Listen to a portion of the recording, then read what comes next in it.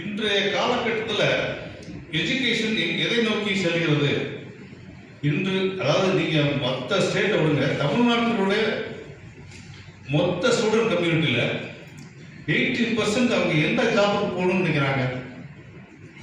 இப்போ உள்ள சூழ்நிலையில் 80% ஸ்டூடெண்ட் இன்ஜினியரிங் போய் ஒரு கம்ப்யூட்டர் கம்பெனியில் சாஃப்ட்வேர் இன்ஜினியராக போக வேண்டும்.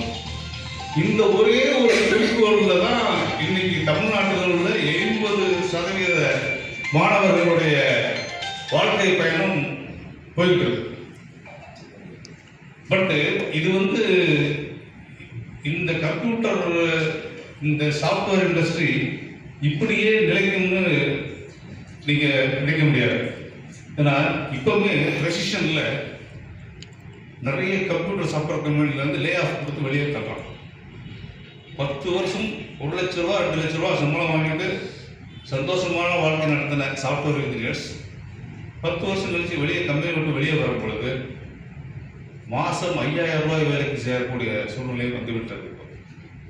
ஸோ ஆனால் நம்ம தமிழ்நாட்டு மாணவர்களுக்கு தெரியவில்லை, அரசாங்கத்தில் ஏகப்பட்ட உத்தியோகங்கள் இருக்கிறது. இன்று மத்திய அரசு அலுவலகங்கள் நீங்கள் எந்த அலுவலகத்தை போய் பார்த்தாலும் அதில் தமிழ் ஆட்களை பார்ப்பது மிகவும் கடினம். எல்லாருமே ஊபி பீகாரோட பையன் நிறைய வர்றாங்க.